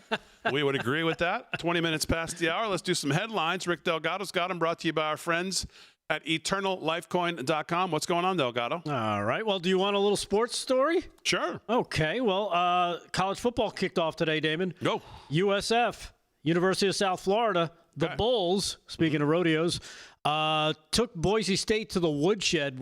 Woodshed would be an understatement. They pounded them 34-7 as the number 25 Boise State team got pummeled in South Florida. Okay. So there's your first upset of the year. How about that?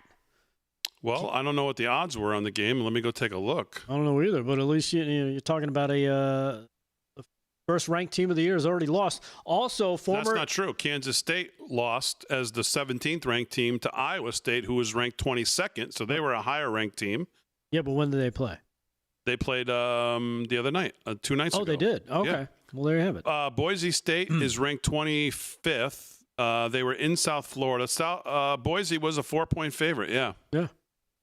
They were a 4-point favorite on the road, and they got walloped, so. And another news that you could say is sports-related, former Yankees baseball player Mark Teixeira, former first baseman, World Series winner, announced Thursday that he'd be running for Congress in his home state of Texas. Big news, he wrote on X. I'm ready to go as a lifelong conservative who loves this country. I'm running for Congress to fight for the principles that makes Texas and America great. It takes teamwork to win. I'm ready to help defend President Trump's America First agenda, Texas families, and individual liberty. Besides playing for the Yankees, Teixeira also played for the L.A. Angels, Atlanta Braves, and Texas Rangers. He'll be running in the 21st District of Texas, which is currently held by Republican Congressman Chip Roy. Ooh, because Roy announced he's going to be running for the Texas Attorney General place. So there you have it. He is Mark Teixeira, great Yankee, throwing his hat into the ring and looking to, hit it out of the park when it comes to running for Congress. All right, Slick Rick update. Dave Syverson reporting in with his first check-in. He said, Damon, I went over to the Classy Hotel lobby in the area, and people are looking at me like I'm crazy when I was screaming around, has anyone seen Slick Rick? so far, nothing. Dave will keep on the hunt for Slick. I don't know where he's going next, but we'll wait for his next report to see if we can get eyes on the Slickster after this really devastating day for his Cowboys. Yeah, I hope he's okay. Yeah, I hope so too. Because it's really weird for him not to be here for the whole show. And he really puts a lot into prepping for his sports, and especially with anything Cowboys related, he really goes all in. Yeah.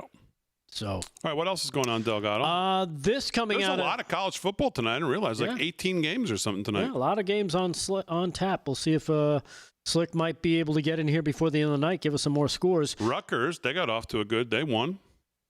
That's Minnesota, good. The Golden Gophers, the team that I hate more than almost any other team. They've cost me more football games that they couldn't cover than any other team maybe in the world. Did they win? They're up 7-3 over Buffalo.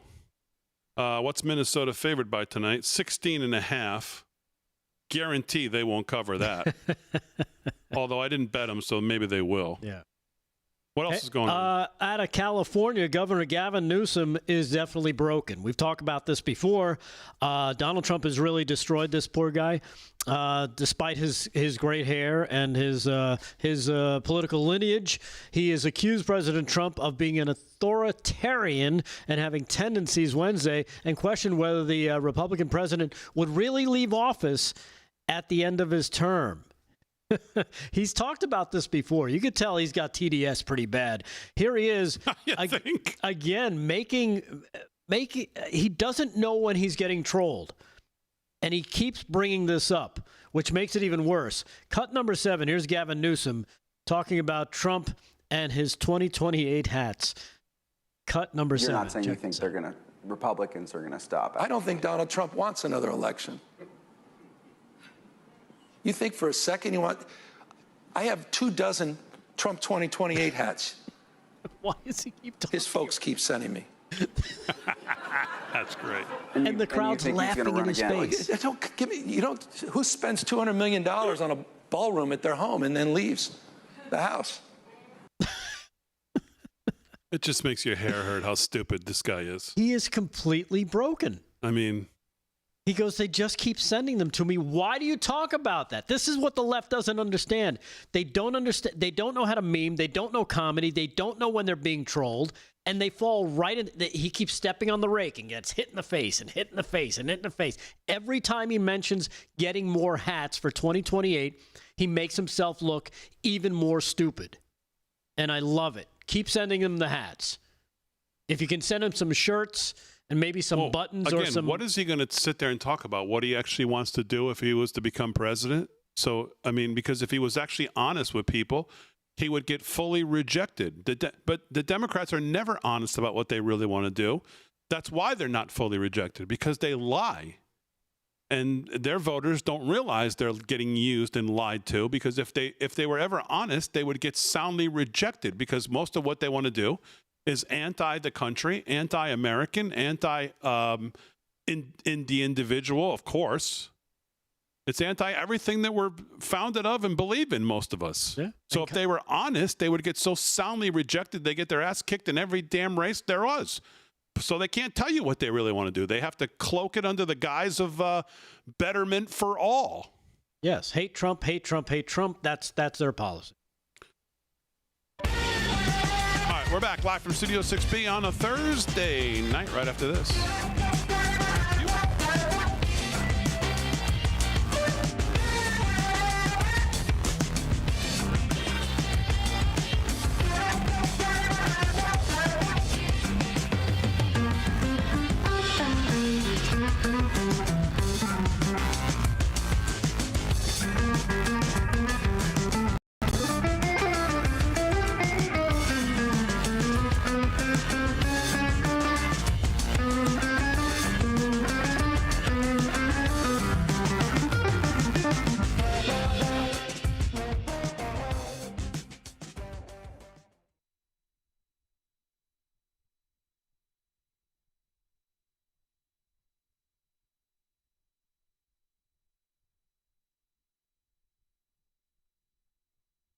Okay.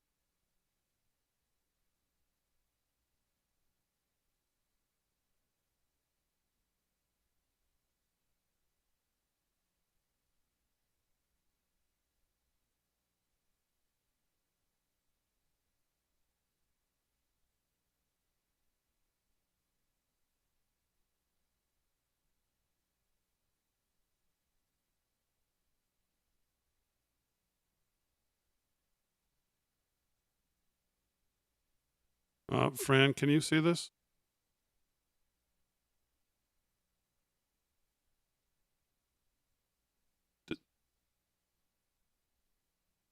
Do we know what goes here before the last?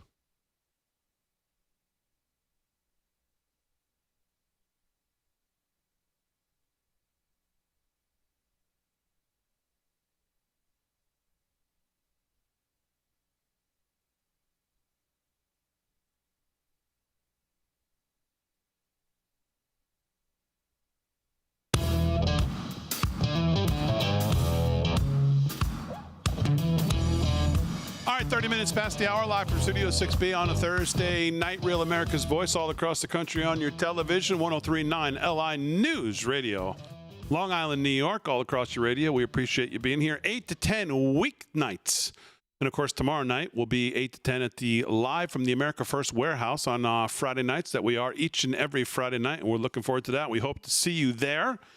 And if you're especially listening on 103.9 LI News Radio, make sure you come down to the America First Warehouse right around the corner from JVC Broadcasting on LI News Radio. And we appreciate all of the crew and, of course, Joe the Box and everybody who welcomes us over there every Friday night. Please welcome one of our friends from Pure Health Research, Dr. Tolberg. He's back to give us a little insight to what they're working on in the company. Dr. Tolberg, how are you?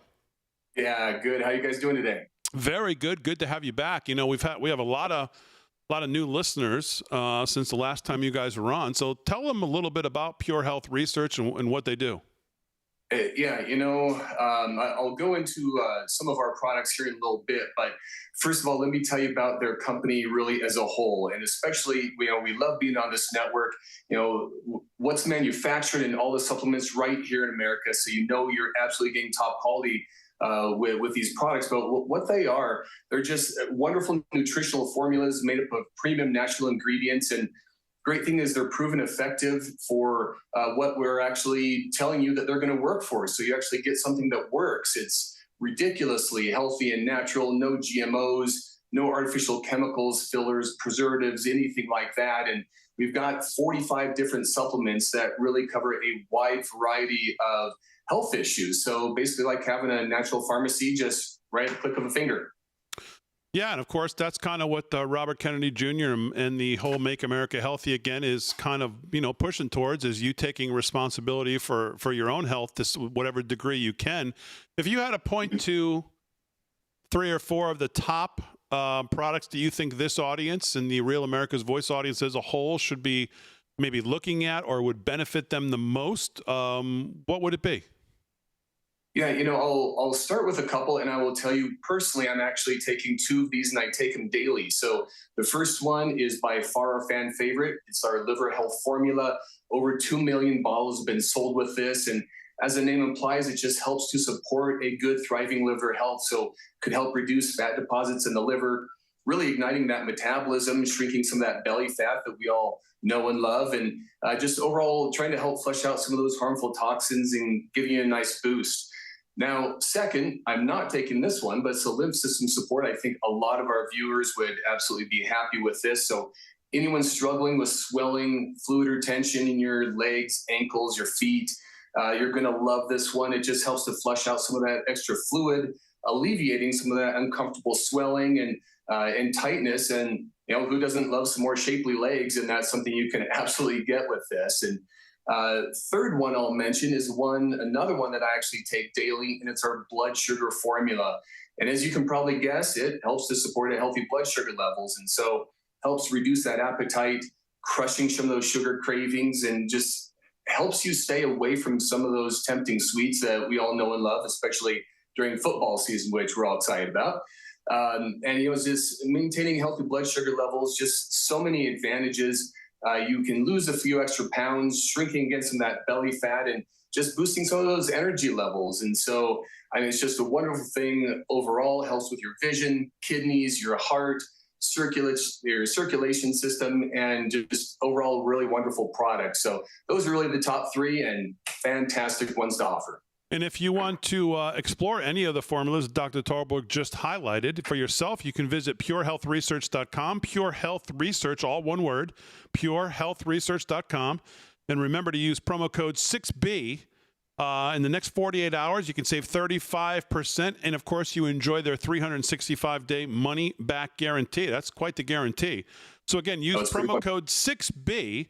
In the next 48 hours to save 35% and enjoy their 365-day money-back guarantee. You can go to purehealthresearch.com, purehealthresearch.com. Dr. Tolberg, always a pleasure to have you on the show. Thank you very much. Great to see you. Thanks so much. Have a great night. All right, you too. 34 past the hour, live from Studio 6B. Joe Concha, who a lot of us see over at Fox every once in a while, he has an article in the Washington Examiner. It's entitled, Tired of Winning Yet? These 10 numbers prove last week was one of Donald Trump's best weeks ever. And I'll tell you what the numbers are. The first number is 0. You know why it's 0? Yes, I know that one. Why?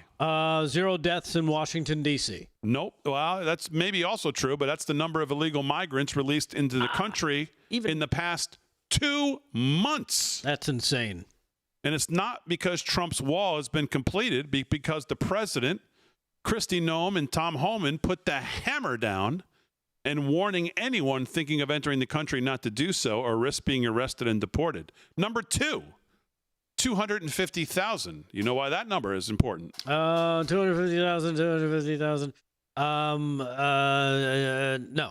That's the number of migrants who crossed into the country under former President Joe Biden in just December of 2023.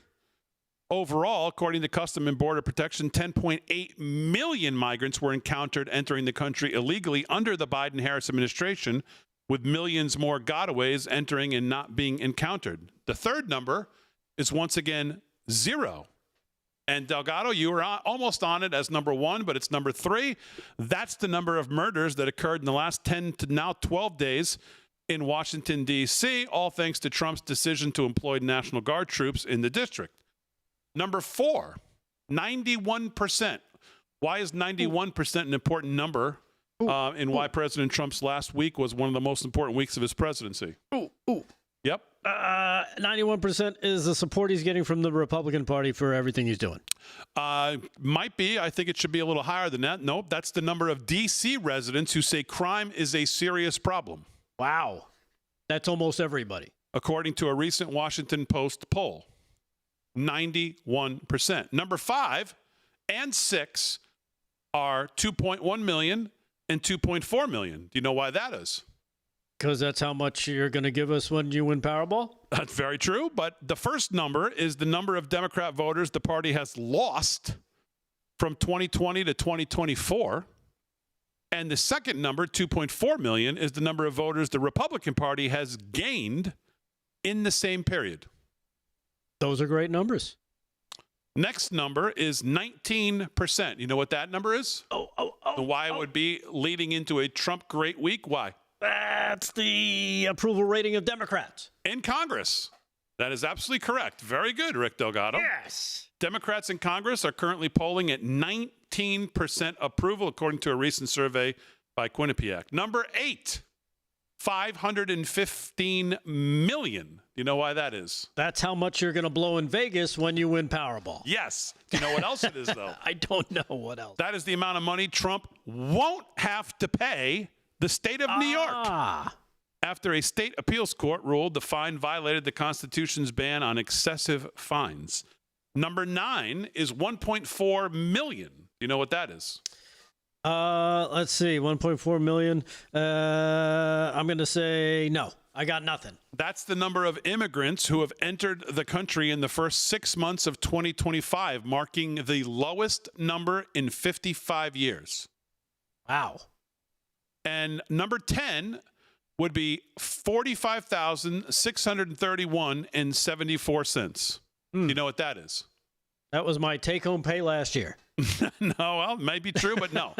That is what the Dow Jones closed at on Friday after jumping more than 800 points following Federal Reserve Chairman Jerome Powell signaling his willingness to lower interest rates in the very near future, maybe even September. Wow. So, an active 8 months, he says, for the president, but those are the 10 numbers that prove that the last 2 weeks were some of Trump's best, according to Joe Concha. And I think that's a good little article there and some good numbers to keep in the back of your mind. So, yeah, pretty good. Definitely. What else is on your radar as far as headlines? Well, I don't know if you got to see a little bit of the Press Secretary Caroline Leavitt taking questions today at the White House. She answered a very important one from Officer Tatum. Again, the White House opening the questions in the press briefing room to new media. And you know, conservative media types, and one of them is Officer Tatum. I don't know if you follow him on X. Very popular guy. Great stuff that he puts out here. Here she is answering his question on Chicago crime. This is cut number 8. Check this out. As for Chicago and cracking down on crime, it is a priority of this administration to ensure that American cities are safe again. And I'm so glad that you brought up the crime in Chicago, because we've been seeing the governor of Illinois parading out there saying that there's nothing wrong with Chicago. It's a great place to live. There's no crime there. He doesn't need President Trump's help. Well, I think the residents of Chicago beg to differ, and the statistics beg to differ. And I'll just share a few of those statistics with all of you. For 13 consecutive years, Chicago has had the most murders of any U.S. city. This is J.B. Pritzker's legacy, by the way. For 7 consecutive years, Chicago has had the highest murder rate among U.S. cities with more than 1 million people. In 2024, just last year, Chicago's murder rate per capita was 3 times higher than Los Angeles and nearly 5 times higher than New York City. That's more than double the murder rate in Islamabad and nearly 15 times more than Delhi. Yeah, so there you have it, some numbers. And again, I've said it plenty of times, numbers don't lie, liberals do. So there was Caroline Leavitt, of course, taking the question. Again, opening the floor and opening the press briefing room to, some of these other great people out there that are doing great work on the right or conservative media and getting their questions answered. I don't know if you saw this, speaking of media, and I know we were talking to the guy from what was the guest we just had? Pure Health Research. Pure Health Research, right. Fox News anchor John Roberts, did you see this? He's hospitalized after being diagnosed with a severe case of malaria. I thought all cases of malaria would be considered severe. This is coming from social media platform X. Robert told People magazine he was diagnosed with malaria earlier in the week. August 25th, he's been hurting every day from his head to the tip of his toes, uncontrollable shivering, all during his show. Initially, he thought it was just muscle cramps. When he received the diagnosis, he believed he could have contracted malaria while on vacation in Indonesia. So there you have it. He spent 2 weeks in Indonesia on vacation, though he did say he would be discharged soon from the hospital and hopefully return to work by the week of September 2nd, so that would be next week. So we wish John Roberts speedy recovery, but that's not something you see every day. I guess the U.S. does have approximately 2,000 cases every year of malaria that come up, and it's mostly spread by mosquito bites, but it's something that most people pick up in another country and bring home. So there you have it, a little update on that story, and that's coming from John Solomon's Just the News, justthenews.com. You can go there for all of his great stuff. And again, he's doing yeoman's work when it comes to exposing more and more stuff coming out of the intelligence community. All right, 43 past the hour. One more segment to go on a Thursday night. I think I heard Slick walk through the front door, so we'll do sports when we get back. He finally made it. And looks like he finally made it. I guess I wonder if he knows about the trade. We'll ask him. We'll do a little more headlines when we get back live from Studio 6B right after this.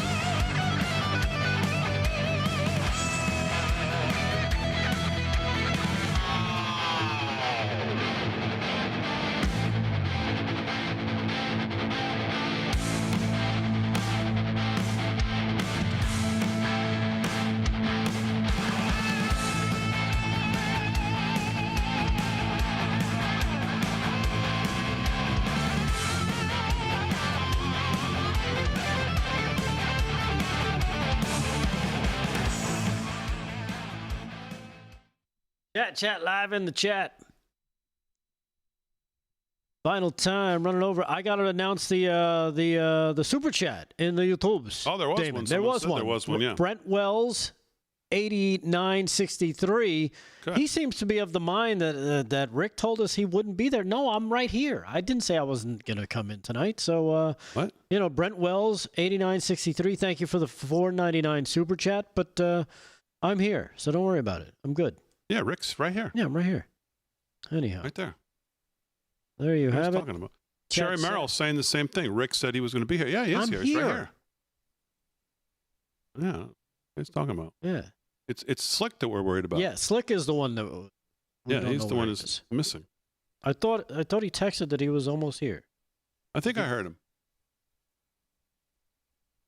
I mean, this trade's got to just. Oof. Can't imagine what his day was like. I think he's probably been celebrating. I don't know. Well, he knows the team better than anybody. I'd say even probably better than Jerry.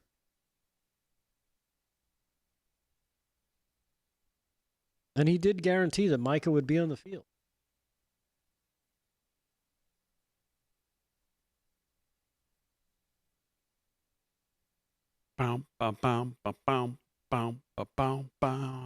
Dove003 in the Rumble chat says ivermectin will cure John Roberts' malaria. You are correct. Norqueen62 says they're yanking our chain, guys. I don't know what Norqueen means by that, Damon. Weird. Kind of a strange comment.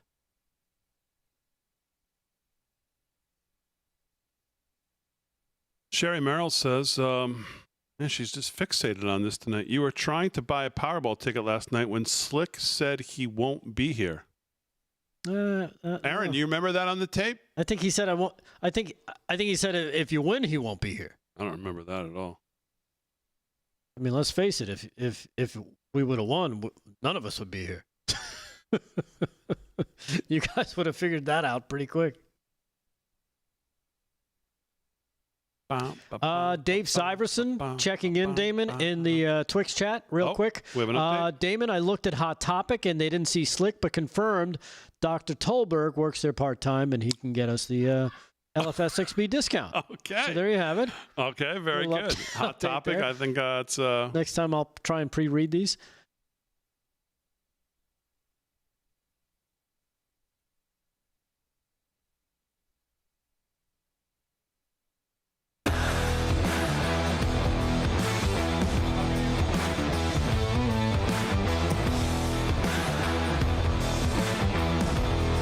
All right, 13 to the hour live from Studio 6B. One more segment to go on a quick Thursday night. Man, it's flown by here.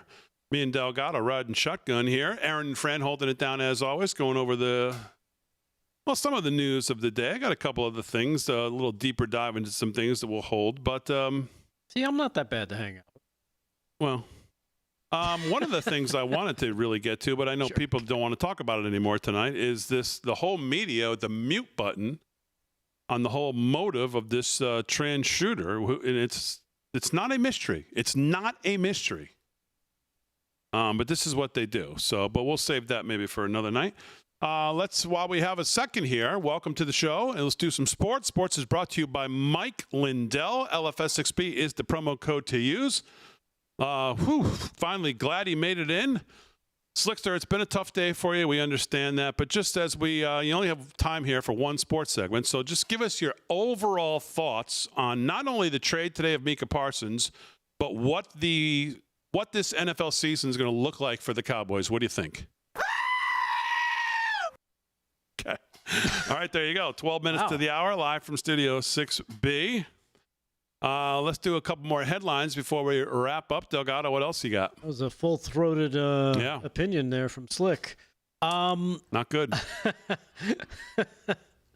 Hey, I don't know if you saw this. Real America's Voices' very own Steve Gruber was also in the press briefing room, Dave. No. And he got the final press briefing question out for the entire day. Let's go to that clip right Steve now. Gruber, this by is the way. cut number 10. Yeah, he's like the ultimate pro. Here is Steve Gruber in the press briefing room with Press Secretary Caroline Leavitt. Take it away, cut number 10. With respect to Labor Day, one of the most underrepresented groups right now are police officers. 30,000 police officers short in America right now. To Brandon's question, 1,300 short in Chicago, 3,000 short in New York, 500 short here in Washington, D.C. What can the White House, what can the President do to help recruitment of police officers? He's done well with the military and Border Patrol. What can be done to get more police officers on the streets of America? Well, the president has certainly been very successful in recruiting federal law enforcement. If you look at the ICE recruitment campaign that was led by he and our Secretary of Homeland Security, we've seen more than, I believe, 130,000 applicants to join ICE, which is just amazing. There's more applicants now than there are jobs to fill, and we're very grateful for that. Clearly, Americans want to serve their communities. They just need a leader who encourages them to do so. So maybe Governor Pritzker should spend less time demonizing the police, more time trying to recruit more police. and more time trying to call the President of the United States to get crime in his city under control. The President wants to allow law enforcement, whether it's state, local, federal, to do their jobs, to arrest criminals, to put them behind bars, and to remove public safety threats from American communities. He'll continue to do that. Thank you, guys. Great question by Steve. Eloquently asked, by the way, as well, which is new in that room. Brian Glenn, Steve Gruber, Amanda Head, and some of the other Real America's Voice. I mean, come on. Just ask great questions.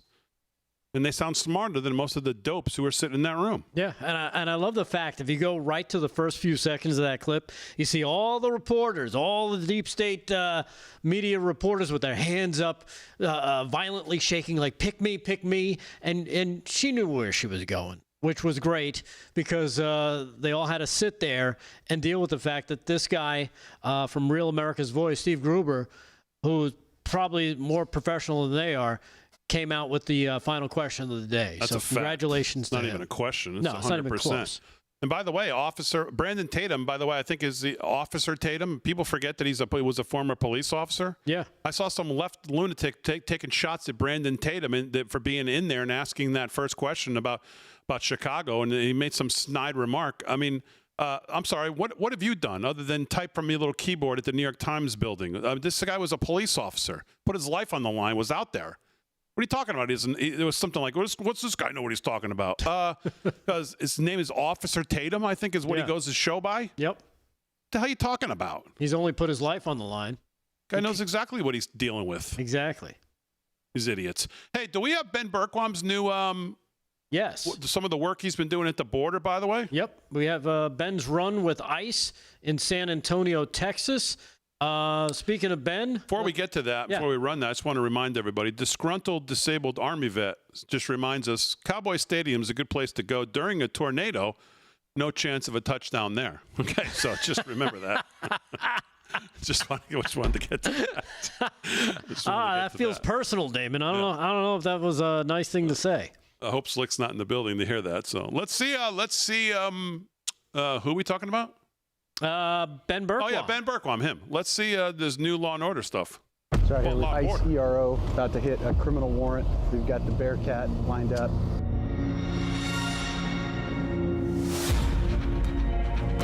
And as I said before, right, executed, no injuries, no issues, no scandals.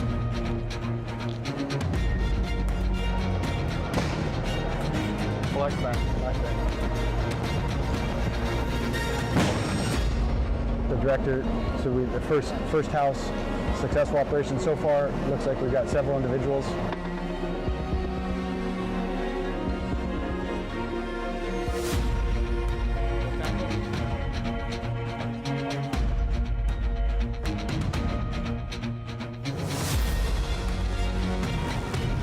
Oh, look, gang tags.